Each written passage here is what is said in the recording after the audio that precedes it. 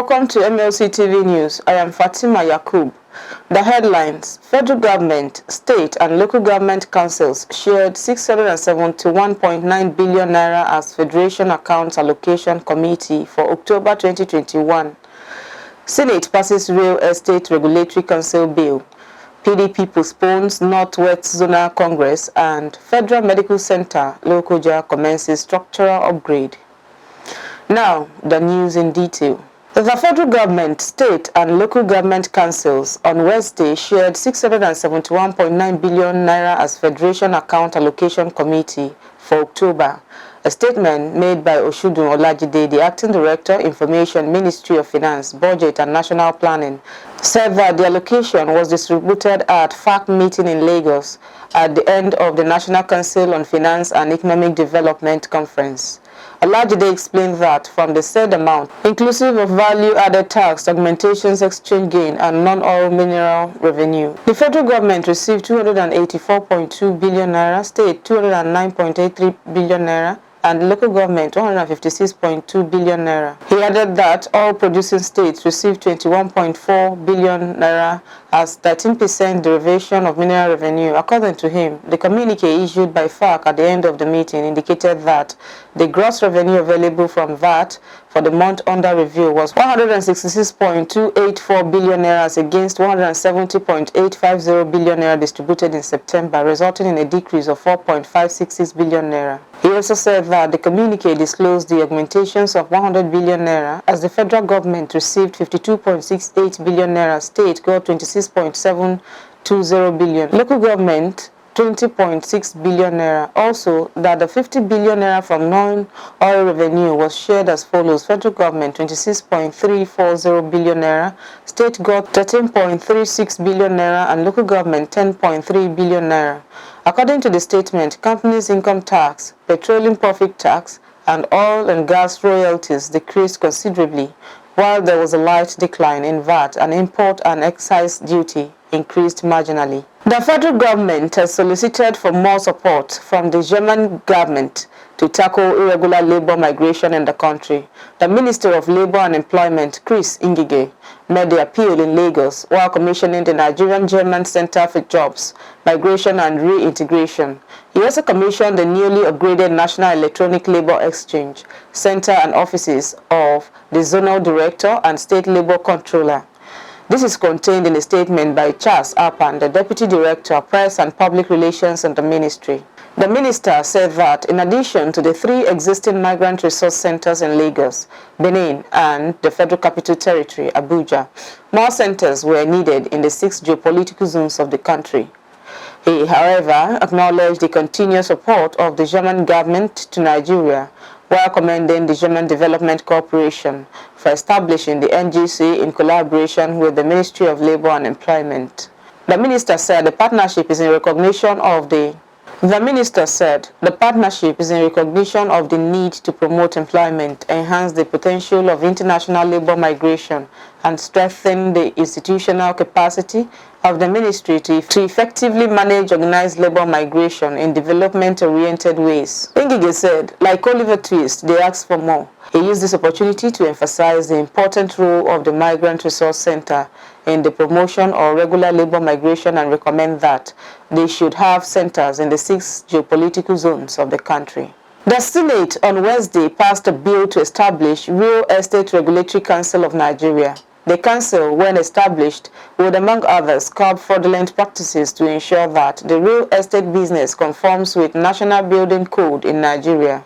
The bill is tagged the Real Estate Regulatory Council of Nigeria, Establishment Bill 2021.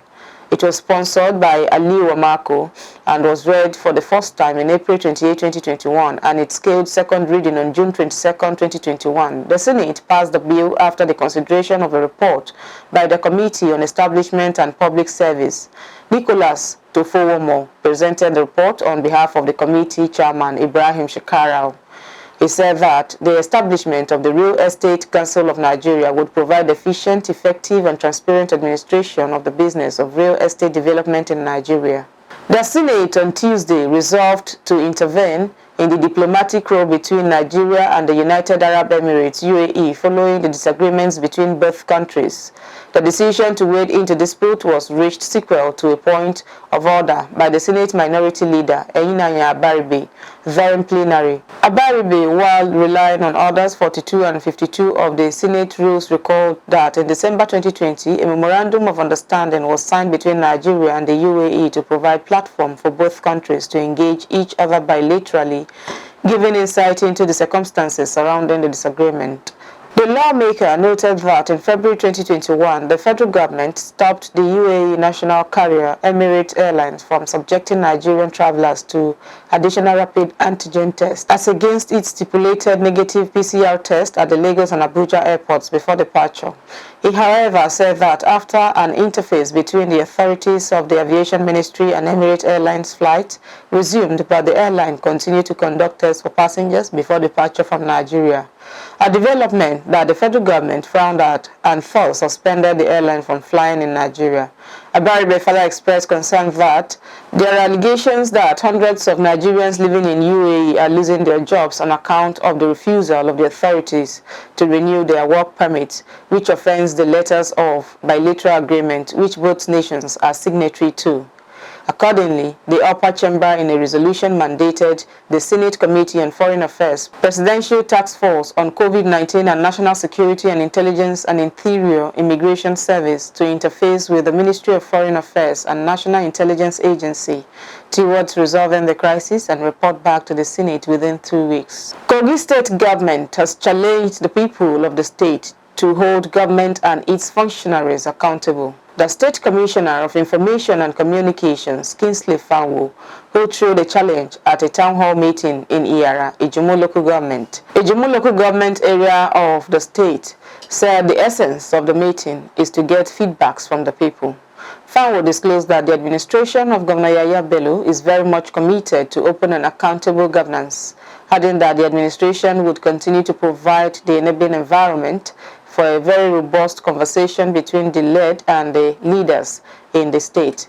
He urged the people to take advantage of the soon-to-be launched Kogi State Good Governance and Accountability System to hold and challenge those in leadership to be responsible and responsive to the people. Speaking on various achievements of the present administration, Fanwo said a lot has been achieved, but that government is still not resting on its oars, adding that a lot of benefits still await the people of the local government. He enumerated achievements in the areas of health, education, infrastructure, and security, which he noted that are present for the people to see and attest to. In his welcome address, the chairman of the local government, Taufik Issa, commended the initiative behind the town hall meetings, adding that his council is honored to host the first edition. He assured the state government of the commitment of the council to the maintenance of peaceful coexistence, law and order, stating that a security infrastructure has been put in place in the council area to forestall any breakdown of law and order. The Nigerian Union of Journalists, Kogi State Council, under the leadership of Adaiza Momojimo, has constituted a 3-man Constitution Review Committee. The committee has the editor of graphic newspaper, James Oyewole, as chairman, Samuel Atuluku as member and secretary, and Fatisani of State Information as member. The committee is to collate views on areas of amendments from chapters. In the same vein, contact veterans and senior stakeholders on areas of amendments they deem fit. Other terms of reference for the committee is to study the existing constitution with the view of making observation and suggest areas of amendments to the provisions of the constitution. Members of the committee have 2 weeks to collate the draft of the amendment for further. The Federal Medical Center, LOKOJA, has embarked on structural upgrade of its facility. The Chief Medical Director of the hospital, Dr. Latunde Alabi, made this known in a statement made available to newsmen in LOKOJA. The statement said the upgrade and reconstruction will enable the hospital to meet up with the increased health demands of the people of the state and beyond. It noted that the project would temporarily affect some services offered by the health institution and appealed for mutual understanding from the public and client. The statement maintained that no time would be wasted to ensure the rapid completion of the project and assure that the hospital would keep improving on its facilities to meet up with the health needs of the people.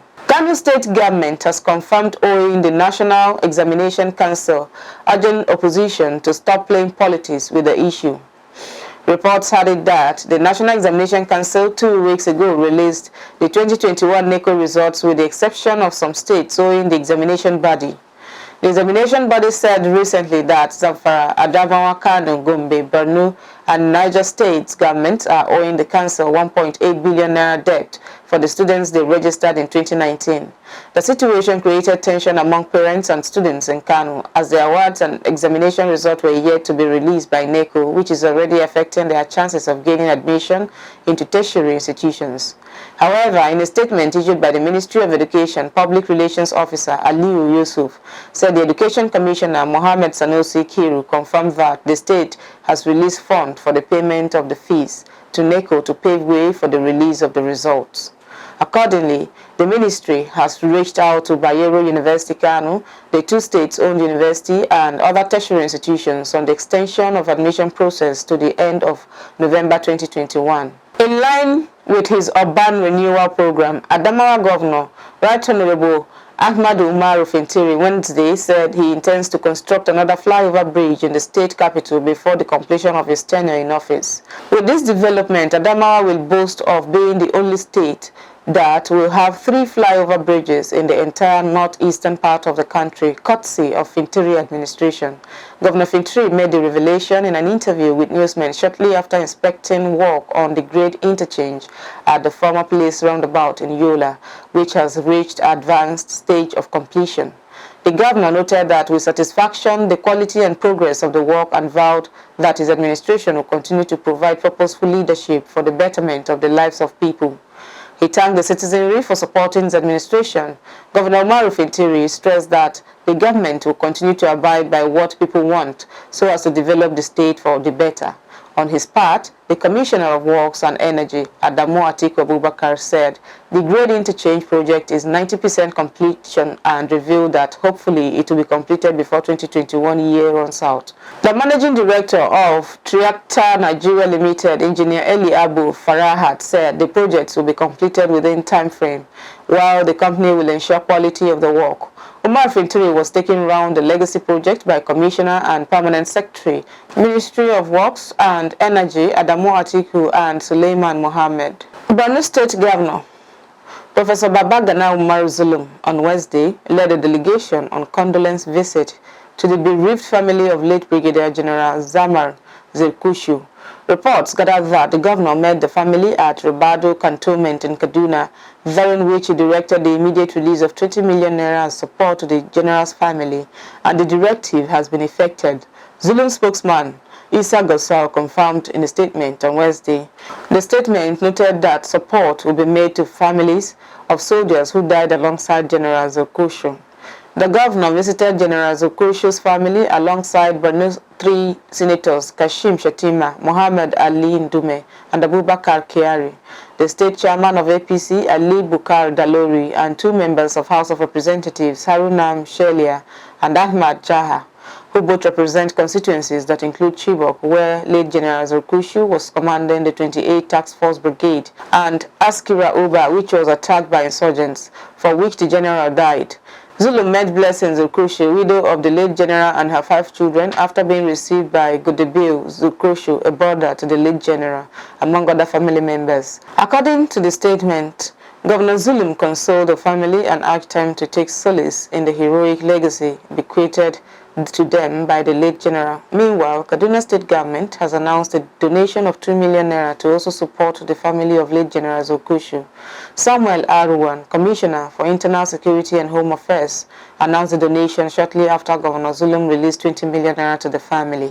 You're still watching MLC TV News. More stories to come after the break.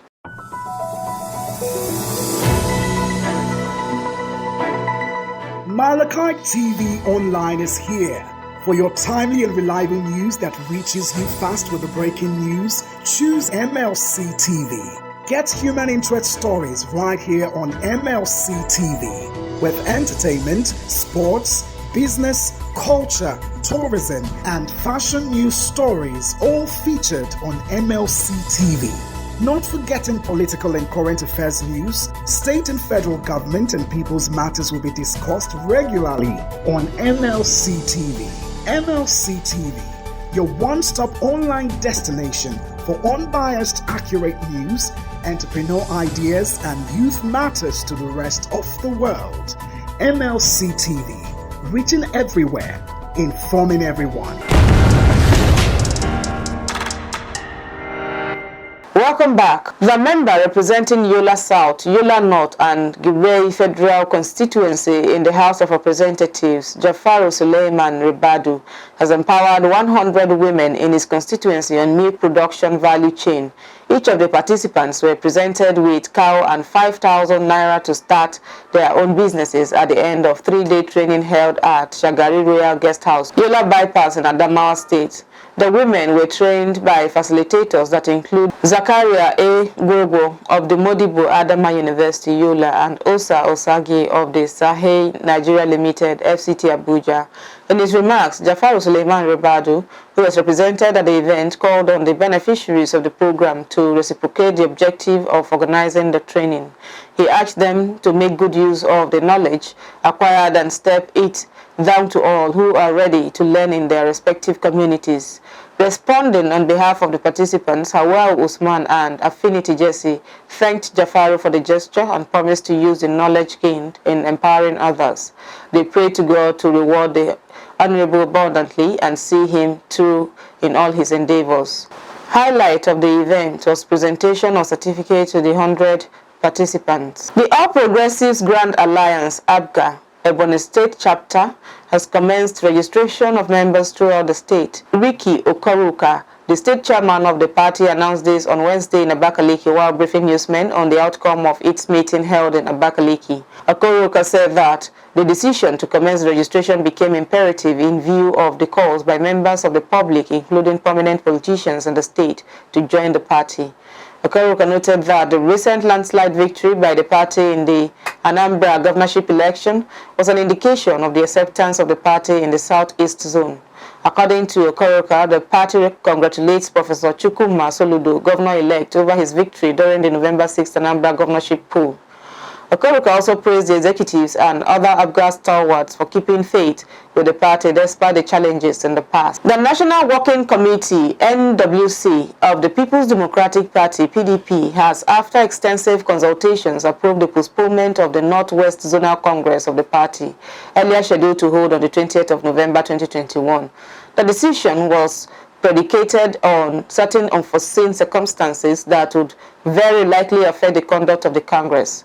The NWC urges all critical stakeholders, leaders and members of their party in the Northwest and indeed across the country to take note as the new date will be announced in due course. Deputy Senate Minority Leader Emmanuel Bacha said Ambazonia separatists from southern Cameroon have killed 11 residents of Manga community in Takum local government area of Taraba State. Bacha, who raised a point of order at the plenary yesterday, said the incident has put the nation's sovereignty and territorial integrity under threat. He said the invasion led to the killing of village head, some other residents, and burning of houses in the community. Bacha, who also said Manga is 20 kilometers from Kashimbilia Dam, urged the military to prevent the separatists from occupying the community.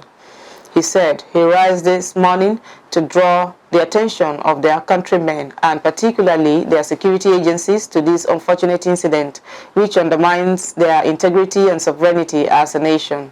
Takum is a border community between Taraba and the Republic of Cameroon. Joseph Manga, the brother of the slain traditional ruler and the senior special assistant to the Taraba State Governor, Darius Ishaku, confirmed the incident to journalists. He said the Ambazonian soldiers first attacked the border community in the Cameroon Republic before crossing over to Nigeria to unleash the mayhem. The Liquefied Petroleum Gas Retailers branch of National Union of Petroleum and Natural Gas Workers, NUPENG, says on Tuesday's explosion at Ladipo Spare Part Market, Lagos, was caused by acetylene gas. The National Secretary, Olukayode Solomon, made the clarification in a statement issued on Wednesday in Lagos while commiserating with the families of the victims of the explosion. It was reported that 5 persons were killed in explosion which occurred at an acetylene gas retailing outlet located at number 33 35 Ojekule Street, Ladipo Spare Part Market, Lagos. Solomon noted that the incident was not in any way related to liquefied petroleum gas, which is popularly called cooking gas. He said, "It is important to state clearly that the outlet in which the explosion occurred was specifically an acetylene gas outlet." According to him, damage arising from LPG explosion usually comes as a result of spread of its inferno based on the level of gas leakage and spread. He further explained that they are not regulated by the same agency that regulates LPG. Now, on our foreign news, Visa Inc. posted its biggest decline in over a year and a half on Wednesday, dragging down industry peers such as MasterCard Inc. after Amazon.com Inc. said it will stop accepting purchases made with the company's credit cards issued in UK as of next year. Shares of Visa slumped 6.5%, erasing about $33 billion in value, as Amazon kicked back against the high fees charged to process transactions. Losses accelerated in the afternoon after a Bloomberg News report that Amazon is also considering changing its co-branded credit card to rival MasterCard. The slump adds to what has been painful 3.5 months for Visa, extending its drop by July record high to 20%. Among other card companies, MasterCard pared some of its earlier drop to lose 3.5%. American Express Company slipped 0.8% and Synchrony Financial fell 1.9%. The upcoming UK ban is the latest in the series of changes that Amazon has made regarding Visa credit cards intentionally this year. In August, the e-commerce giant told customers in Singapore that it will be imposing 0.5% surcharge on all orders made with Visa credit card. Less than a month later, it announced a similar move for customers in Australia. Investors' sentiment toward Visa and other credit card stock has also waned in recent months amid a surge in so-called buy now, pay later offerings. Companies such as FM Holdings Inc., Afterpay Limited, and Klarna Inc. have seen a surge in popularity this year, feeling concerned that their consumers will become less reliant on credit cards. Still, analysts have downplayed the risk, saying fears of a structural change are overblown. Police said some 20,000 people marched peacefully through Athens on Wednesday to mark the anniversary of a bloody anti-dictatorship uprising in 1973. More than 5,000 police were deployed to keep order. As violence involving anarchists, demonstrators have often marred the annual march to the U.S. Embassy. The event went ahead despite restrictions related to the pandemic, and most of the marchers wore masks. After the march, minor clashes briefly broke out in another part of town when two youths threw stones at the police and set fire to dumpsters. A similar demonstration was held in Greece, the second largest city of Thessaloniki, with about 14,000 participants. The march ended peacefully, but afterwards, youth threw petrol bombs at the police, who responded with tear gas and a water cannon. No injuries were reported, and police said at least 20 suspected rioters were detained. In 1973, student-led pro-democracy protests at the Athens Polytechnic were crushed by police and troops sent by the military regime. Officers opened fire on armed demonstrators and bystanders near the Polytechnic, and an army tank smashed in the gates of the university complex, behind which many students were gathered. At least 20 are thought to have been killed, though the precise death toll of the November 1973 event remains unknown. But the uprising was followed by a purge within the military regime ruling Greece since 1967, which brought even more hardline officers into power. Democracy was restored only in July 1974 after the dictatorship collapsed in the face of Turkish invasion of Cyprus. Mostly left-wing demonstrators have marched to the U.S. Embassy every year since 1974 because Washington was seen as supportive of Greece's far-right military regime. In a tweet on Wednesday, Greek Prime Minister Kyriakos Mitsotakis said the uprising reinforced the country's daily commitment to a secure democracy. Over to Jonah Malik on Sports Today.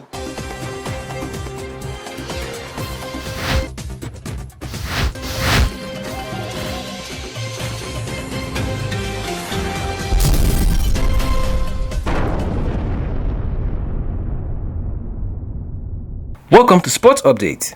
Tennis star expressed concern for whereabouts of Chinese player Peng Shuai. Concern have grown across the tennis community about the whereabouts of Chinese tennis star Peng Shuai. Peng hasn't been seen in public since she accused former Chinese Vice Premier Zhang Gaoli of sexually assaulting her.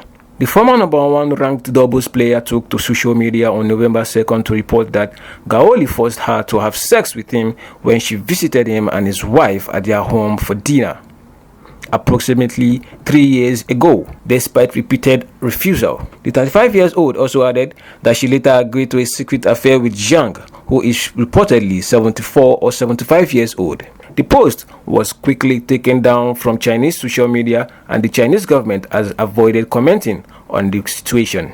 WTA chairman and CEO Steve Simons said in a statement on Wednesday that he doubts a recent email he received from missing Chinese tennis player Peng Shuai is actually from her. On Wednesday, CGT and the international section of China's state-owned media released on its Twitter feed an email that it claimed was written by Peng and had been sent to Simeon. In the email, Peng says she's resting at home and recant her earlier accusation of sexual assault against Zhang. But in his statement, Simeon said he had a hard time believing the email is legitimate and called for Peng to be allowed to speak freely without coercion or intimidation. Earlier, the Association of Tennis Professionals, ATP, said it was deeply concerned over Peng Shuai's immediate safety and whereabouts. That's sports updates on MLC TV. I am Malik Jonah.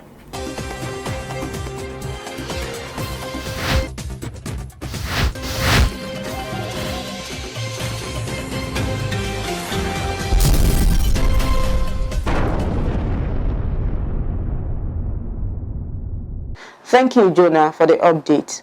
That's the news package today. Join us tomorrow via same channel for your event coverage, for news, advert, and sponsorship. Call the numbers displayed on your screen, or visit our social media handles and leave your comment for us. Facebook, MLC TV, Instagram, MLC TV 2021, YouTube, Mlc TV. I am Fatima Yakub. Thanks for staying with us.